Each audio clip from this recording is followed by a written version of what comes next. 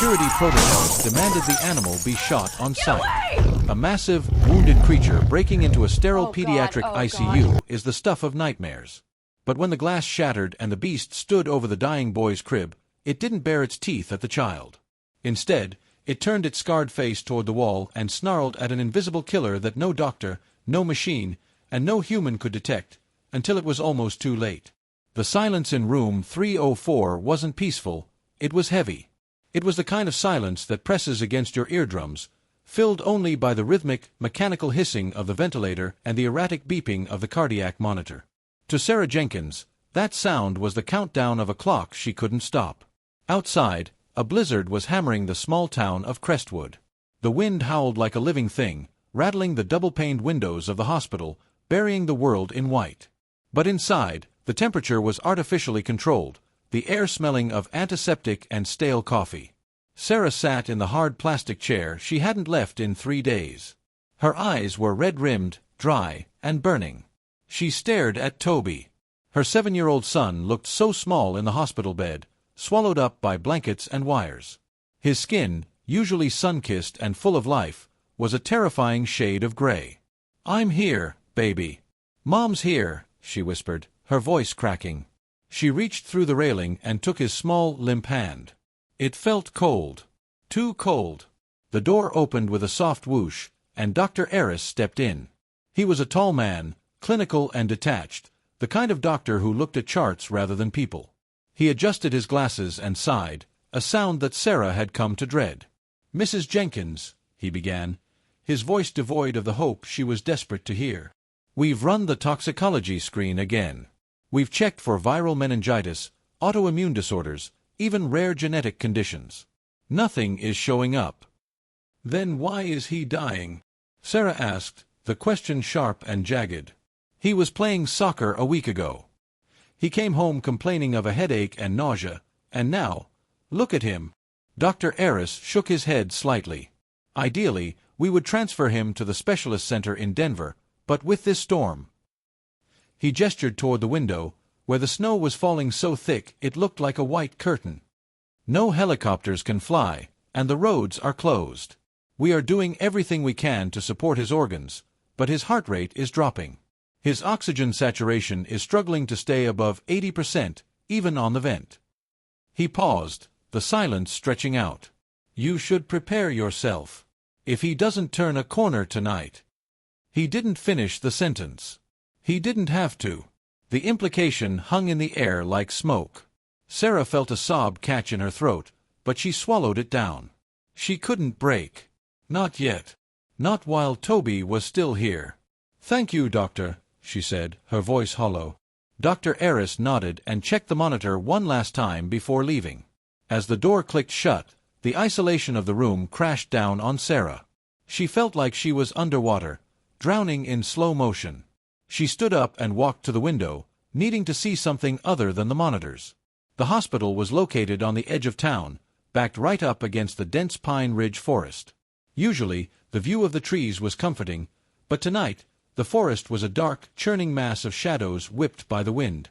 The security lights outside cast long, eerie cones of yellow light onto the snow.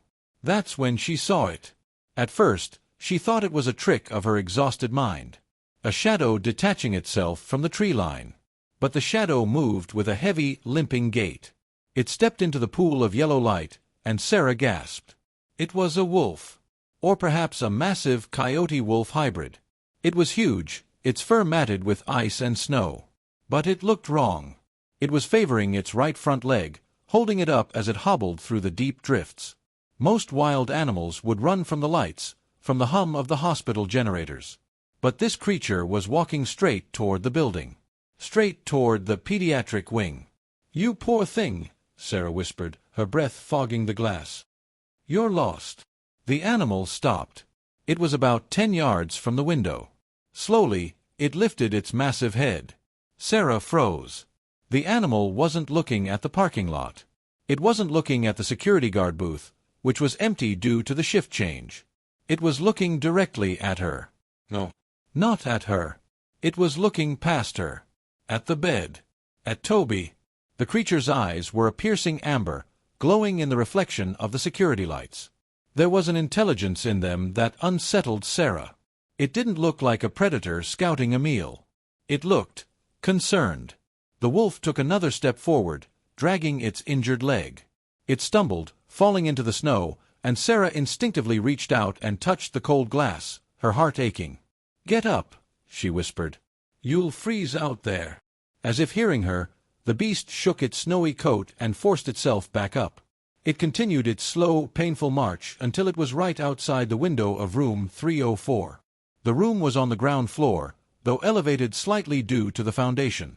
The wolf stood on its hind legs, placing its massive paws on the concrete ledge. Its face was now level with the glass. Sarah stumbled back a step, a primal fear spiking in her chest. This was a wild animal, a killer. It should be terrifying. But as the wolf pressed its nose against the glass, leaving a smudge of steam, Sarah saw the scars on its muzzle. She saw the exhaustion in its posture. It let out a low whine. It wasn't a growl. It was a sound of distress. Behind Sarah, the cardiac monitor gave a sudden, sharp beep. Beep, beep, beep, beep, beep. Sarah spun around. Toby's heart rate had spiked. For 3 days, it had been sluggish, fading. Now it was racing. "Toby!" She rushed to the bed. His eyelids fluttered. Not open, but moving. A twitch of his finger. Sarah looked back at the window. The wolf was pawing at the glass now. Not scratching to attack, but rhythmic thumping. Thump, thump, thump. The animal's eyes were locked on the corner of the room, near the floor where the heating vent was located. It barked, a muffled, desperate sound through the thick glass. The door to the room burst open. Nurse Elena, a young woman with kind eyes but a nervous demeanor, rushed in. "I saw the heart rate spike at the station. Is he seizing?" "No," Sarah said, breathless. He reacted." Elena checked the vitals. "His pulse is up. His blood pressure is rising. This is unexpected." Thump, thump. Elena jumped, dropping her clipboard. "What is that?" She turned toward the window and screamed, backing away until she hit the wall. "Oh my God! There's a wolf at the window." "It's okay," Sarah said, surprisingly calm. She stepped between Elena and the window. "He's not trying to get in to hurt us." "Look at him." "Sarah, that is a wild predator. I'm calling security." Elena reached for the wall phone. "Wait." Sarah grabbed her wrist. "Look at Toby." Elena looked. The boy, who had been comatose and pale, had a flush of color in his cheeks. His chest was rising and falling with a strength they hadn't seen in days. "He moved when the wolf appeared," Sarah said rapidly. "He knows it's there." "That's impossible," Elena stammered, though her eyes darted between the boy and the beast. "It's a coincidence. Sarah, that animal is huge. If it breaks the glass—" "He's hurt," Sarah pointed out. "Look at his leg. He's looking for help." The wolf, sensing the attention, let out a howl. It was a mournful, chilling sound that cut through the storm. Then, it did something that defied all logic. It didn't look at the humans. It lowered its head and pressed its ear against the glass, listening. Then it snarled, baring its teeth, and lunged, not at the women, but at the bottom of the window frame, digging frantically at the sill. "He's trying to get in," Elena cried, punching the code for security. "Code Gray, room 304. Animal on the premises. Immediate assistance needed." "No!" Sarah shouted. She didn't know why she was defending the creature. It was insanity. But a mother's instinct is a powerful, strange thing. She felt a pull, a magnetic connection between her dying son and this desperate animal. The wolf stopped digging. It looked at Sarah. The intensity of its gaze stopped her breath. It looked at her, then tilted its head toward the vent in the corner of the room, then back at her. The vent. Sarah looked at the heating vent. It was an old hospital, built in the 70s. The metal grate was rusted slightly. Nothing looked unusual. But the wolf was fixated on it. "He wants us to look at the vent," Sarah whispered. "Sarah, stop it," Elena pleaded, her voice trembling. "You're exhausted. You're imagining things." Security is on the way. Outside, the wolf seemed to understand that time was running out. It backed up 2 paces. What is he doing? Elena gasped. The animal launched itself forward. Crack. The safety glass held, but a spiderweb fracture appeared in the center. Get away from the window. Elena grabbed Sarah and pulled her toward the door. He's desperate, Sarah yelled. Why? Why would he waste his energy breaking in here? The wolf shook its head, dazed from the impact. Blood tricked from a cut on its forehead. But it didn't stop. It backed up again. He's going to break it, Elena shouted. Just then, 2 security guards came running down the hall, their heavy boots thudding on the linoleum. Ma'am, step out of the room, the lead guard, a burly man named Miller, shouted. He had his hand on his taser. Don't shoot him, Sarah screamed. Miller looked at the window, his eyes widening. Holy! Is that a wolf? The animal charged again. Smash! This time, the outer pane shattered, showering the snow with glass. Only the inner safety pane remained, but it was bowing under the pressure. He's coming through. Miller drew his baton. Get the patient out. Now. Elena unlocked the wheels of Toby's bed. Help me, she yelled to Sarah. But Sarah couldn't move. She was watching the monitor. Toby's eyes were opening. Actual, conscious movement. He blinked, groggily. He turned his head toward the window. Doggy, he whispered. The word was barely a breath, but in the quiet room, it sounded like a cannon shot. He spoke, Sarah sobbed, freezing in place. He hasn't spoken in 4 days. We have to move him, Miller yelled, rushing forward to help Elena push the bed. The wolf hit the glass a 3rd time. With a deafening explosion of shards, the window gave way. The storm rushed into the room, a blast of freezing wind and snow swirling around the sterile equipment. Miller raised his baton, ready to strike. Back! Get back! The wolf landed on the linoleum floor, its paws sliding on the glass. It was massive, filling the small space with its wild scent, wet fur, pine, and something metallic, like copper. But it didn't attack Miller. It didn't lunge for Elena. It scrambled past them, ignoring the humans entirely. It limped frantically to the corner of the room, right beneath the thermostat and the heating vent. It began to dig at the floor, its claws screeching against the tile. It was tearing at the metal grate of the vent, snarling, biting at the screws. Shoot it! Do something! Elena screamed, shielding Toby's body with her own. Miller hesitated. The animal wasn't acting like a predator. It was acting like a rescue dog. Wait, Sarah said, her voice cutting through the wind. Look at it. The wolf managed to hook a claw into the grate and ripped it loose with a metallic clang. It tossed the grate aside and shoved its snout deep into the dark opening of the ductwork. It pulled its head back and sneezed violently, shaking its head. Then it turned to the room, looked directly at Dr. Eris, who had just run in, breathless and furious, and barked. A sharp, warning bark. Get that thing out of my hospital! Dr. Eris roared, his face purple with rage. Security! Why is that animal still breathing? The wolf growled, low and rumbling. It positioned itself between the open vent and the boy's bed. It wasn't threatening the boy. It was guarding him from the vent. It's guarding the vent, Miller said, lowering his baton slightly. Doc, look at it. I don't care what it's doing. It's contaminated a sterile environment. We have a critically ill child. Dr. Eris marched forward. Sarah stepped in front of the doctor. No. Mrs. Jenkins, move aside, Eris snapped. He broke in here for a reason, Sarah said, her hands shaking but her voice steady. Toby woke up. Did you hear me? He woke up when the wolf came. Adrenaline, Eris dismissed. Stress reaction. Now move. Suddenly, the wolf began to whine. It backed away from the vent, shaking its head again, swaying on its feet. Its eyes were drooping. It looked dizzy. It's sick, Elena whispered. It's rabid.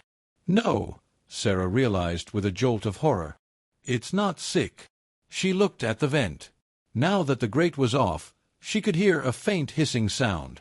And underneath the smell of the wolf and the antiseptic, there was something else. Something faint, sweet, sickly. Sarah felt a wave of dizziness hit her. She grabbed the bed rail to steady herself. "I feel light-headed," Sarah mumbled. "Panic attack," Dr. Eris said dismissively. "Miller, remove the animal." Miller stepped forward, but the wolf snapped at him, then collapsed onto its side, panting heavily. It was losing consciousness. "Toby," Sarah looked at the monitor. The heart rate was plummeting again. The brief surge of energy was gone. The wolf let out one last weak woof, pointing its nose at the dark hole in the wall. "The air," Sarah gasped, her knees buckling. "It's the air." She looked at Dr. Eris, whose face had gone from red to a strange pale slackness. He blinked, swaying slightly. "Doctor?" Elena asked, her voice slurring. "I don't feel so good." The room was spinning. Sarah looked at the wolf, lying in the shards of glass, fighting to keep its amber eyes open. It had used the last of its strength to tear open the wall. It wasn't attacking them. It was showing them what was killing them. "Carbon." Sarah tried to scream, but it came out as a whisper. "Carbon monoxide." Dr. Eris shook his head, trying to clear the fog. "Don't be ridiculous. The sensors." "The sensors are silent," Sarah screamed, finding a reserve of strength born of pure terror. "Get Toby out. Now." Miller, the security guard, seemed to be the only one with his wits still about him. He looked at the wolf, then at the open vent, then at the doctor swaying on his feet. He grabbed his radio. "Dispatch. We need an evac. Possible gas leak in Ward 4. I repeat, possible gas leak."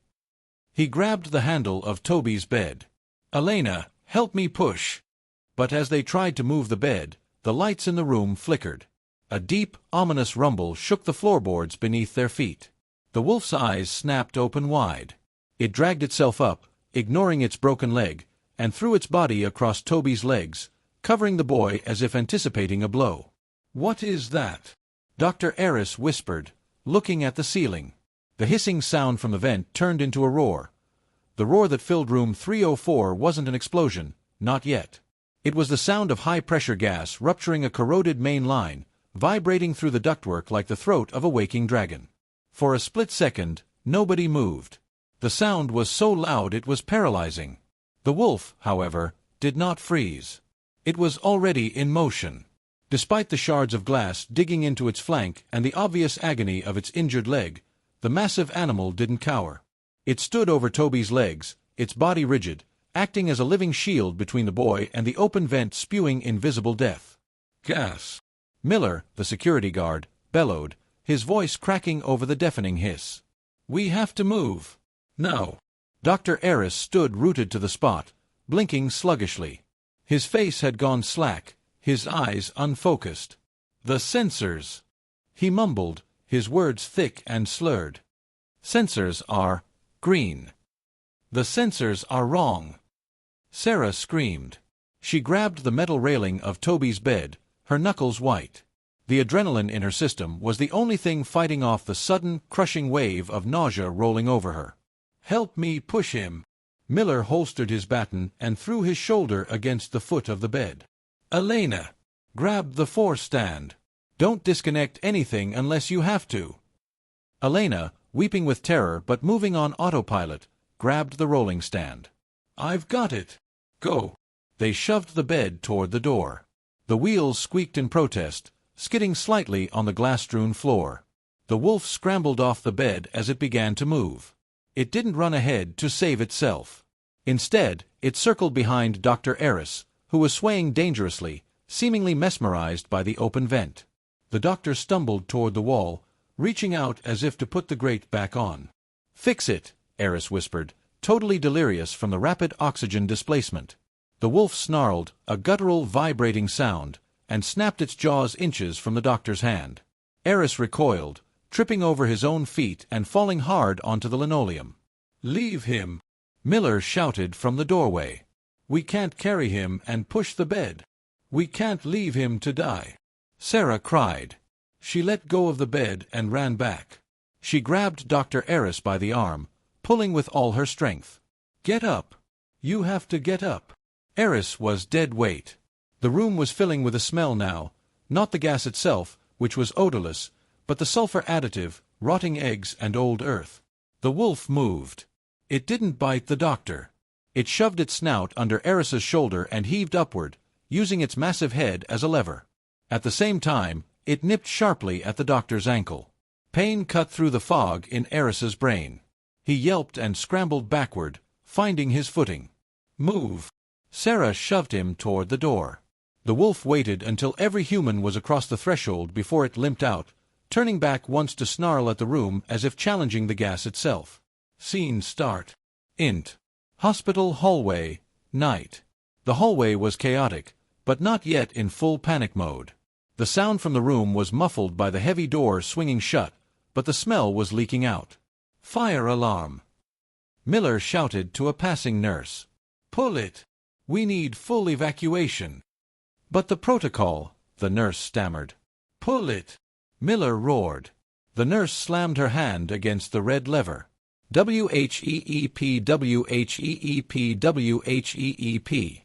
The strobe lights began to flash, casting the hallway in a disorienting rhythm of bright white and darkness. Doors to other rooms opened.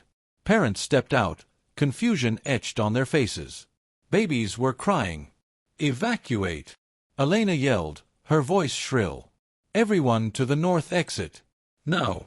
Miller and Sarah pushed Toby's bed, picking up speed.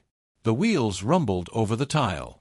Toby was awake now, his eyes wide and terrified, staring up at the flashing lights. "Mom!" he rasped, clutching the sheets. "I've got you, baby," Sarah panted, running alongside the bed. "We're going for a ride." The wolf was trotting beside the bed, matching their pace. It was limping badly now, a trail of blood drops marking its path on the white floor. Every few seconds, it would look up at Toby, checking him, before turning its gaze forward to scan the hallway. They reached the double doors leading to the main lobby, the quickest way out. Miller hit the crash bar. Nothing happened. He hit it again. Harder. "Locked," he cursed. "The storm." The power grid fluctuated earlier. The magnetic locks must have engaged a failsafe.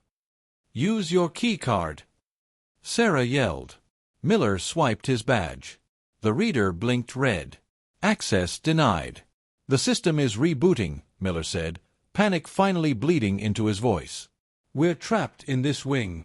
Behind them, down the hall near room 304, a dull whump sound echoed. The heavy fire doors they had just passed blew open, slamming against the walls. A cloud of drywall dust and ceiling tiles erupted into the corridor. "That was the room," Miller breathed. The gas pocket ignited. "We have to go back," Dr. Eris stammered, leaning against the wall, clutching his chest. "The triage unit." "There is no going back," Sarah shouted. "We need another way out." The smoke was coming now.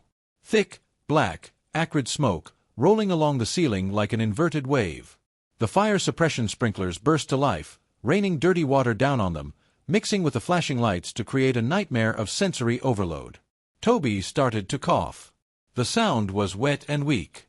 "He can't breathe smoke, Sarah," Elena cried, checking the portable oxygen tank on the bed. "This tank only has 15 minutes left." The wolf suddenly barked. It was a sharp, commanding sound that cut through the wail of the alarms. It wasn't looking at the locked doors. It was looking at a narrow, unmarked door on the left side of the hallway, a janitorial supply closet. The animal ran to the door and began scratching frantically at the wood. "It's a closet." Miller dismissed it. "We need an exit." The wolf didn't stop. It looked at Sarah, its amber eyes desperate. It barked again, then bit the handle of the door, trying to turn it with its jaw. Sarah remembered the window. She remembered how the wolf had known about the vent when the machines didn't. "Open it," Sarah ordered. "It's a dead end," Miller argued. "Open it," Sarah screamed, stepping in front of Miller. "He knows." Miller swore under his breath and kicked the door near the handle. It flew open. It wasn't just a closet. Inside, behind shelves of paper towels and cleaning fluids, was a smaller, industrial metal door. It was slightly ajar, propped open by a forgotten mop bucket. A draft of freezing cold, fresh air hit them. The loading dock tunnel, Miller realized, his eyes widening. This connects to the old laundry chute. It hasn't been used in years, but it leads to the sub-basement parking. How did it know? Elena whispered, staring at the wolf. He smelled the fresh air, Sarah said. She looked at the wolf. The animal was panting, its tongue lolling out, blood matting its chest.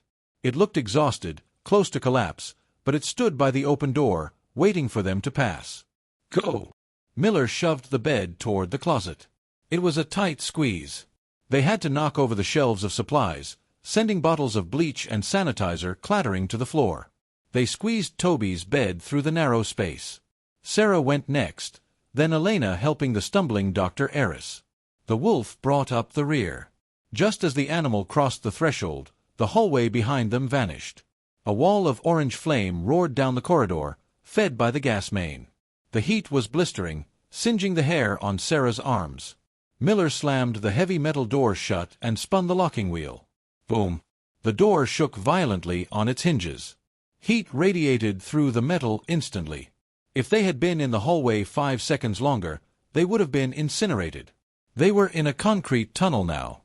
It was dark, lit only by emergency strips along the floor. It was freezing cold, but the air was breathable. Down, Miller directed. It's a ramp. Hold the bed tight, don't let it roll away. They navigated the steep concrete ramp. The silence here was startling compared to the chaos above. The only sounds were their ragged breathing, the squeak of wheels, and the click-click drag of the wolf's paws. Sarah looked down at the animal. The wolf was struggling. It was moving slower, stumbling every few feet. The adrenaline that had powered it through the glass and the rescue was fading. "We're almost there, buddy," she whispered to it. "Just a little further." They burst out of the tunnel into the underground ambulance bay. It was open to the elements on one side. The blizzard was raging outside, blowing snow into the concrete bunker, but it was safe. It was away from the fire. Paramedics were already there, treating people who had evacuated from the main lobby. Fire trucks were screaming into the lot, their sirens wailing. "Over here!" Miller shouted, waving his arms. "I have a critical patient. ICU transfer." A team of EMTs rushed over, swarming Toby's bed. They immediately began transferring lines, checking vitals, putting a heavy thermal blanket over the boy. "He's stable," one EMT shouted over the wind. "Pulse is thready but rhythmic. O2 sats are climbing." Sarah collapsed against the concrete wall, sliding down until she hit the cold ground. She watched them load Toby into the back of a waiting ambulance. She should have gone with him immediately. Every instinct in her body told her to climb into that ambulance. But she didn't. She turned to look for the guardian. The wolf had not followed them to the ambulance. It had stopped near the tunnel exit, just out of the wind. It had collapsed onto its side. "No," Sarah whispered. She pushed herself up, her legs trembling, and ran to the animal. "Ma'am, you need to come with your son," an EMT called out. "Wait," Sarah yelled back. She fell to her knees beside the wolf. Up close, the damage was heartbreaking. Its paws were shredded from the glass. There was a deep gash on its shoulder. Its breathing was shallow, rapid hitches that rattled in its chest. Its eyes were half closed, the amber fire dimming. "Hey," Sarah said softly, tears instantly freezing on her cheeks. She reached out, hesitating for a second, then placed her hand gently on the wolf's thick neck. The fur was coarse and cold, but the skin underneath was burning with fever. The wolf opened one eye. It looked at her, then shifted its gaze to the ambulance where Toby was being loaded. It gave a small, barely audible huff. "He's safe." "You saved him," Sarah sobbed. "You saved all of us." "Ma'am." The EMT was beside her now, grabbing her arm. "We have to go. That is a wild animal. Get away from it. He needs help." Sarah screamed, shrugging off the EMT's hand. "We have to take him. We treat humans, lady. That thing is a wolf. It's dangerous." "He is not dangerous." Sarah's voice rose to a shriek that cut through the storm. "He let us out. He woke my son up. He is the only reason we aren't burning in that hallway right now." Miller, the security guard, stepped up. He looked soot-stained and terrified, but he put a hand on the EMT's chest. "She's right," Miller said, his voice gruff. "I saw it. The animal saved the kid. We take him." "I can't put a wolf in an ambulance with a child," the EMT argued. "Then put him in mine," a new voice said. A game warden truck had pulled up, likely responding to the "animal on premises" call from earlier. A man in a green uniform stepped out. He had a rifle, but it was slung over his shoulder, not raised. He looked at the wolf, then at the smoking hospital above them. "I heard the radio chatter," the warden said. "Is this the animal that broke in?" "He didn't break in to attack," Sarah pleaded, clutching the wolf's ruff. "He broke in to warn us about the gas." The warden knelt down, ignoring the EMT. He looked at the wolf's injuries. He looked at the intelligence in the fading eyes. "This isn't a normal wolf," the warden muttered. He reached into his truck and pulled out a heavy canvas stretcher. "Help me lift him." "I'm going with him," Sarah said. Sarah, Elena, the nurse, appeared beside her. She had a blanket wrapped around her shoulders. "Toby needs you. Go with Toby. I'll stay with the wolf. I promise. I won't leave his side." Sarah looked at Toby, who was watching her from the back of the ambulance, a mask over his face. Then she looked at the dying creature at her knees. It was an impossible choice. The wolf seemed to make it for her. It nudged her hand with its nose, a gentle, pushing motion. "Go." Sarah leaned down and kissed the top of the wolf's bloody head. "Hold on," she whispered fiercely. "You hold on. I will find you." She stood up and ran to the ambulance. As the doors slammed shut and the siren wailed, she watched through the back window. She saw Miller and the warden lifting the heavy, limp body of the wolf onto the canvas. She watched until the snow swallowed them up. Scene start. Int. Ambulance. Moving. The ambulance rocked and swayed as it navigated the unplowed roads. Sarah held Toby's hand. "Mom." Toby's voice was stronger now.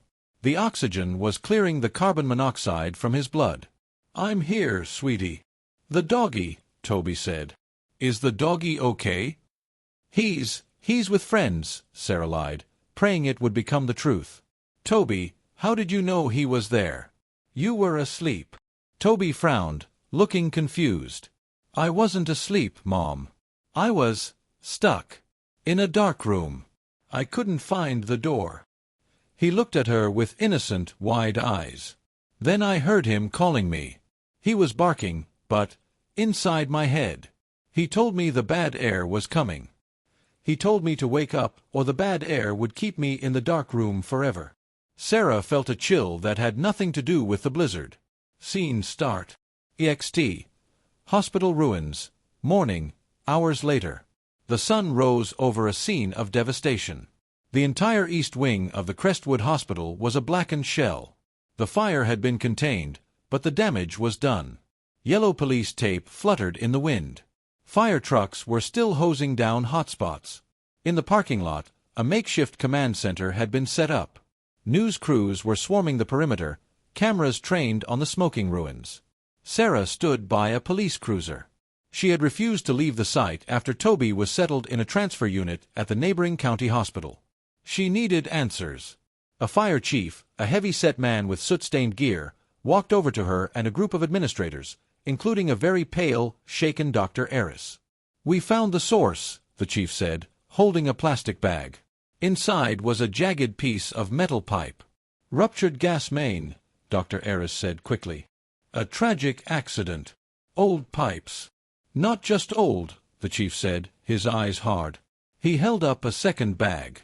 Inside was a fragment of a work order, half-burned. "We found this in the maintenance supervisor's office, which miraculously didn't burn completely." He read from the charred paper. "Work order 409. Gas line corrosion detected in Ward 4. Replacement required immediately. Urgent." The chief looked at Dr. Eris. "This is dated 3 weeks ago. There's a stamp on it. Deferred due to budget constraints, approved by administration." Sarah felt a cold fury rising in her chest, hotter than the fire. "You knew," she whispered, turning to the hospital administrator standing beside Eris. "You knew the pipes were bad? It was a risk assessment." The administrator stammered. "We didn't think." "And the sensors?" Sarah demanded. "Why didn't they go off?" The chief pulled out a third bag. It contained a melted lump of plastic. "We found the sensor from room 304. It had been taped over. Someone painted over the intake slots during the renovation last month and never cleaned them. It was useless." "Negligence," Miller said, stepping up behind Sarah. "Criminal negligence." Dr. Eris looked at the ground, shame washing over him. "I almost let that boy die," he murmured. "I tried to kick the animal out, and it was the only thing in that room that knew the truth." "Where is he?" Sarah asked, turning to Miller. "Where is the wolf?" Miller's face fell. He took off his cap and wrung it in his hands. "Sarah ist, the guardian of Ward 4, Sarizanen final Balumu. Hakayanen duagusal zervisi ve kazumu borada jersiklezier." Transcript: The Guardian of Ward 4 Part 3. Narrator: The sound of a flatline is a singular piercing note that seems to erase the rest of the world. In that small veterinary operating room, it was the sound of a hero leaving. Sarah Jenkins knelt on the cold tile, her hand still resting on the wolf's motionless flank. The vet, Dr. Vance, looked at the monitor, then at the animal, sweat beading on her forehead. "Come on," Dr. Vance gritted out, her voice tight. "You didn't survive a gas explosion just to die on my table. Charge to 200. The tech adjusted the dial. "Ready. Clear." Thump. The wolf's body jerked with the electrical jolt. Sarah held her breath, staring at the green line on the screen. It remained a flat, unwavering horizon. "No," Sarah whispered. She leaned close to the wolf's ear, ignoring the chaos of the medical team around her. "Listen to me. Toby is waiting. He's asking for you. You are his guardian. You don't get to quit." Dr. Vance shook her head. "I'm not getting anything. One more time. Maximum charge." "Doctor, his heart has been stopped for nearly a minute," the tech warned gently. "Charge it." Vance snapped. "Clear." Thump. The silence that followed was heavy, suffocating. The machine let out its high-pitched whine. Dr. Vance lowered the paddles, her shoulders slumping. She looked at Sarah with eyes full of apology. "I'm sorry," she began. "He's gone." Sarah squeezed her eyes shut, tears hot and fast tracking through the soot on her face. She kept her hand on the thick, rough fur. "Thank you," she choked out. "Thank you for my son." But then she felt it.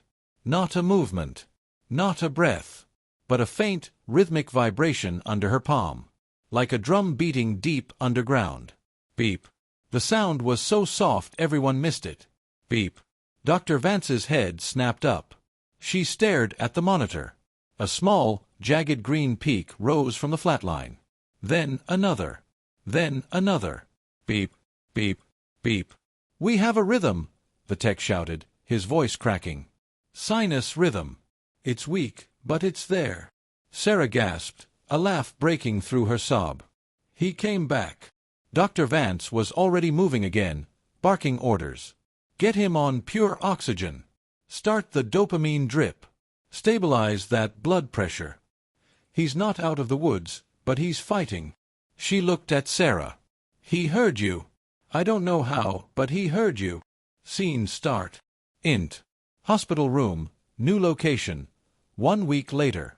The news cycle moves fast, but some stories stick. They dig their claws in and refuse to let go. The story of the Wolf of Ward 4 was one of them. Sarah sat in a comfortable chair in Toby's new room at St. Jude's Medical Center. The room was bright, filled with balloons and cards from strangers all over the country. On the wall-mounted TV, a news anchor was speaking gravely. Federal investigators confirmed today that the gas leak at Crestwood Hospital was caused by gross negligence. Documents recovered by the fire marshal implicate the hospital's chief administrator in falsifying safety records to cut costs. The screen cut to footage of Dr. Eris, looking disheveled and handcuffed, being led into a police car. He had turned state's evidence, revealing everything to save his own conscience. Dr. Eris, the reporter continued, stated that the staff had been ordered to ignore sensor warnings. He credited the evacuation solely to the intervention of the wild animal now known as the Guardian. Toby shifted in his bed. He was sitting up, coloring in a sketchbook. He looked like a different child, rosy cheeks, bright eyes, the gray pallor of carbon monoxide poisoning completely gone. "Mom," he asked, not looking up from his drawing. "Yeah, Bug. Is Guardian awake yet?" Sarah hesitated. She had been visiting the vet clinic every day while Toby recovered. The wolf was in a medically induced coma to let his lungs heal. "Not yet, honey. He took in a lot of bad air, so you wouldn't have to." Toby put down his crayon. He picked up the drawing. It was a picture of a stick-figure boy in a bed, and standing over him, drawn in heavy black and brown crayon, was a giant wolf with yellow eyes. "He told me he's tired," Toby said matter-of-factly. "But he said he's waiting for the snow to melt." Sarah felt a shiver. "He told you that?" "In the dream," Toby said. "He says the forest is calling him back, but he can't go until he says goodbye." Scene start. EXT. Vet clinic, 2 weeks later. The snow had melted. The harsh winter of Crestwood was giving way to the slushy promise of spring. A crowd had gathered outside Dr. Vance's clinic. Not just reporters this time, but people. Families. Nurses from the destroyed hospital. Miller, the security guard, stood at the front, holding a sign that said "Welcome back, hero." A black SUV pulled up. Sarah stepped out, and then she reached back to help Toby. He was still a bit weak, using a small cane, but he was walking. "Is he here?" Toby asked, his eyes scanning the building. "He's inside," Sarah said. They walked through the crowd, which parted respectfully. Dr. Vance met them at the door. She looked tired but smiled when she saw Toby. "He woke up this morning," Vance said softly. "We took him off the ventilator 2 days ago. He's been restless." Looking at the door, she led them back to the recovery kennel. It wasn't a cage. It was a large, padded room usually reserved for Great Danes or street Bernards. The door was glass. Inside, lying on a pile of thick blankets, was the Guardian. He was thin. The scars from the window glass were jagged lines of pink skin amidst his regrowing fur. His front right leg was in a heavy cast. But his head was up. Those amber eyes locked onto Toby the second the boy came into view. "Can I go in?" Toby asked. "He's still a wild animal, Toby," Dr. Vance warned gently. "He's been docile with us, but—" "He knows me," Toby said. He didn't wait for permission. He pushed the door open. Sarah tensed, ready to grab her son, but something stopped her. The atmosphere in the room changed. It wasn't fearful, it was sacred. Toby walked slowly toward the massive predator. The wolf didn't growl. He didn't cower. He dragged his heavy body forward, pulling himself with his front paws until he was sitting up. Toby knelt on the floor. He was eye level with the beast. "Hi," Toby whispered. The wolf leaned forward. He sniffed Toby's face, inhaling deeply, checking the scent of the boy's blood, his breath, his life. He nudged Toby's cheek with his wet nose. Then, the wolf did something that made Dr. Vance gasp. He rolled onto his side, exposing his belly, the ultimate sign of trust, and let out a long, heavy sigh. Toby buried his face in the wolf's neck. "Thank you for the wake-up call," the boy whispered. Sarah walked in, tears streaming down her face again. She knelt beside them. The wolf looked at her, his amber eyes clear and intelligent. There was no wildness left in that gaze, only a deep, ancient weariness. "What do we do now?" Sarah asked the room. "He can't go back to the wild. Not with that leg. He won't survive the winter." Dr. Vance leaned against the doorframe, crossing her arms. "Well, legally, he's a wild animal. The state usually demands euthanasia or a zoo enclosure." Sarah stiffened. "Over my dead body." "However," Vance continued, a sly smile playing on her lips, "the game warden filed some paperwork this morning. It seems there was a clerical error. According to his report, this isn't a wolf." Sarah blinked. "He's not." "Nope," Vance said, picking up a chart. According to the official state records, this is a Crestwood Shepherd mix, with a specialized service animal designation. Very rare breed. Needs a home environment for rehabilitation. Sarah looked at Vance, then at Miller, who was standing behind the doctor giving a thumbs up. A shepherd mix, Sarah laughed, a sound of pure relief. Right. She looked down at the wolf. You hear that? You're a dog now. The wolf huffed, a sound that sounded suspiciously like a laugh. Scene start. EXT. A cabin near the woods. 6 months later. The summer sun was setting over the Pine Ridge forest, casting long golden shadows across the grass. On the porch of a small, renovated cabin, Sarah sat drinking iced tea. She watched the yard. Toby was running. He was fast again, his lungs fully healed. He kicked a soccer ball across the grass. Get it, Chief! Toby yelled. Loping after the ball was the guardian, now named Chief. He still had a limp, a permanent hitch in his step from the night he battled a glass window to save a life. He wasn't as fast as a wolf should be, but he was happy. He caught the ball in his massive jaws and trotted back to Toby, dropping it at the boy's feet. Sarah smiled, watching them.